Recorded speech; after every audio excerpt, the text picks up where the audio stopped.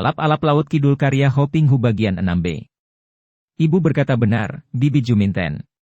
Bibi tadi keliru kalau mengatakan bahwa Gusti Allah tidak sudi mendengarkan keluh kesahmu. Nah, sekarang berterima kasihlah kepada Gusti Allah, bukan kepada kami, karena sesungguhnya hanya Gusti Allah yang dapat menolong kita semua dan sekarang Gusti Allah telah mengulurkan tangannya yang suci dan penuh cinta kasih kepada Bibi bertiga melalui kami. Kami hanyalah merupakan alat yang kebetulan dipakai oleh Gusti Allah untuk membantu Bibi yang berada dalam kesusahan. Dengan air mata bercucuran dan diseling isak Juminten merangkap kedua tangan membentuk sembah di depan dek dan berbisik. Duh Gusti. Hamba mengaturkan terima kasih dan mengucap syukur bahwa Paduka pada hari ini telah mempertemukan hamba dengan manusia-manusia bijaksana ini. Hayo anak-anakku, haturkan terima kasih kepada Bude Warsiem dan Mas Aji. Juminten lalu memberi salam kepada Warsiem, lalu kepada Aji, diikuti kedua orang anaknya. Matur sembah nuwun, Bude Warsiem. Matur sembah nuwun Mat Aji. Kaya mereka. Aji dan ibunya merangkul kedua orang anak itu. Hati mereka segera terpikat oleh sikap kedua orang anak yang pandai membawa diri dan sopan santun itu. Demikianlah, mulai hari itu Juminten dan kedua anaknya tinggal dalam rumah Warsiem. Aji menggunakan bilik bambu dan membuat sebuah kamar untuk mereka. Warsiem memperkenalkan Juminten sebagai adik angkatnya kepada para tetangga. Para penduduk di dusun Gampingan, terutama kaum prianya, berbisik-bisik dengan senyum penuh arti bahwa dusun mereka bertambah seorang janda yang masih muda lagi cantik manis. Ternyata Juminten juga tahu diri. Ia bekerja keras membantu Warsiem dan semenjak ia tinggal di situ, rumah itu tampak lebih terawat dan bersih.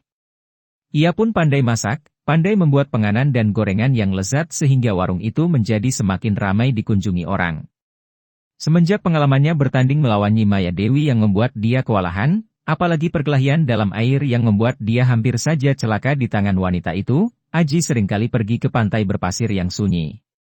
Apalagi sekarang di rumah ada Juminten yang membantu ibunya. Bahkan dua orang anak itu pun rajin membantu, menyapu dan membersihkan rumah sehingga dia mempunyai banyak waktu untuk bermain di pantai berpasir. Selain berlatih silat di pantai yang sunyi itu, juga Aji berlatih renang dan bermain-main dalam air.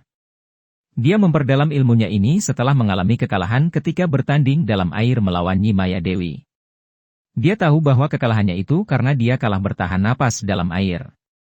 Maka kini hampir setiap hari dia berlatih pernapasan dan melatih paru-parunya untuk menampung hawa sepadat mungkin sehingga dia dapat bertahan lebih lama tanpa bernapas di dalam air.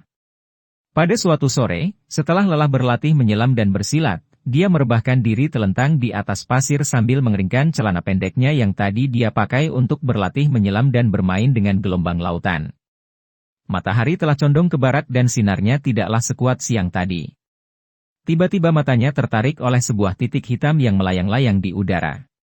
Makin lama, titik hitam itu semakin membesar dan setelah pandang matanya menangkap, ternyata titik hitam itu adalah seekor burung yang besar dan gagah sekali. Penduduk di situ menyebutnya alap-alap, semacam burung elang yang gagah bentuknya dan indah sekali kalau melayang dan terbang di angkasa. Aji memandang dengan kagum sekali. Karena dia rebah telentang, maka dengan enaknya dia dapat mengikuti gerak-gerik alap-alap itu.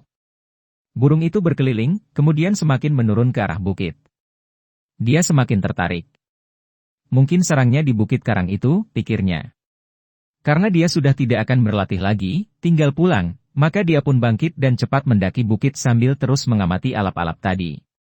Dia ingin mengetahui di mana sarang burung itu. Siapa tahu ada anak-anaknya dan kalau dapat, dia ingin menangkap anaknya untuk dipelihara.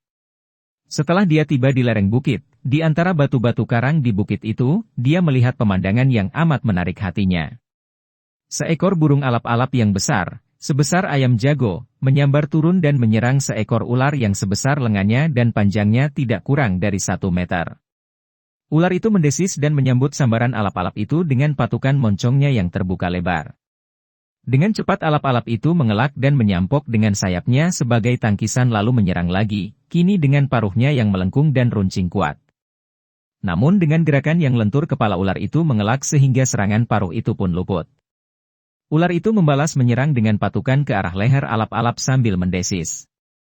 Namun alap-alap itu pun melompat ke atas sambil mengembangkan sayapnya. Terjadilah perkelahian mati-matian antara ular dan burung alap-alap itu. Aji menonton sambil bersembunyi di balik batu karang agar tidak membikin takut dua ekor binatang yang sedang berkelahi itu. Alap-alap itu agaknya menyerang untuk memangsa ular itu, sebaliknya ular itu pun membela diri dan balas menyerang karena burung alap-alap itu pun dapat menjadi mangsanya yang mengenyangkan. Aji menonton penuh perhatian dan dia merasa kagum sekali. Gerakan dua ekor binatang itu sungguh hebat, mereka itu hanya binatang-binatang yang tidak berakal budi. Akan tetapi gerakan naluri mereka dalam mempertahankan hidup sungguh indah dan mengandung kekuatan sepenuhnya. Gerakan itu dapat ditiru dan akan menjadi gerakan silat yang tangguh. Alap-alap itu bergerak dengan tangkas dan garang, serangan paruh dan kedua cakarnya dibantu kibasan kedua sayapnya membayangkan kelenturan, keluesan, kelicikan dan menghadapi kekerasan dengan kelenturan yang mematikan. Aji tahu bahwa sekali saja patukan moncong ular itu mengenai leher alap-alap itu, tentu gigitan itu tidak akan dilepaskan lagi yang membahayakan keselamatan nyawa burung itu. Akan tetapi alap-alap itu sungguh tangkas. Setiap patukan ular itu dialakan sambil ditangkis dengan kibasan sayapnya yang juga kuat. Perkelahian mati-matian itu berlangsung sampai setengah jam lebih. Beberapa kali tubuh alap-alap itu terbelit tubuh ular. Akan tetapi selalu terlepas lagi karena dengan paruhnya yang kuat burung itu menyerang dan melukai tubuh ular. Tubuh ular itu mulai terluka dan berdarah. Akhirnya alap-alap itu berhasil mematuk kepala ular dengan paruhnya. Paruh itu seperti catut baja yang amat kuat, sekali menangkap kepala ular itu tidak dilepaskannya lagi. Ular menggunakan tubuhnya untuk membelit tubuh alap-alap dan dihimpitnya. Akan tetapi burung itu mengguncang-guncang kepala ular yang digigitnya itu dan memukul-mukulnya kepada batu karang yang tajam sehingga kepala ular itu menjadi pecah-pecah berdarah.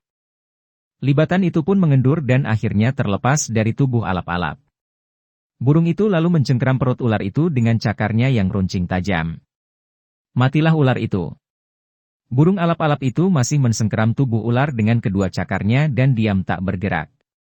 Agaknya burung itu hendak melepaskan lelah dan mengumpulkan tenaga baru. Kemudian ia membentang sayapnya dan terbang ke atas, membawa bangkai ular dalam cengkeraman kedua kakinya. Akan tetapi Aji melihat bahwa terbangnya seperti terhuyung-huyung, agaknya beban yang dibawanya itu terlalu berat baginya. Akhirnya setelah sampai tinggi sekali, Aji melihat betapa burung itu melepaskan bebannya dan bangkai ular itu meluncur jatuh ke air laut yang bergelombang. Agaknya burung itu tidak kuat membawa mangsanya yang terlalu besar dan berat. Perjuangan yang sia-sia, pikir Aji. Akan tetapi dia telah menyaksikan sebuah perkelahian yang sangat hebat. Dia memandang terus sampai burung alap-alap itu terbang jauh, menjadi sebuah titik hitam yang lambat laun menghilang. Aji pulang ke dusunnya. Pikirannya terus membayangkan perkelahian itu. Semalam itu dia mengingat-ingat dan di dalam kamarnya dia menirukan beberapa gerakan alap-alap ketika berkelahi melawan ular.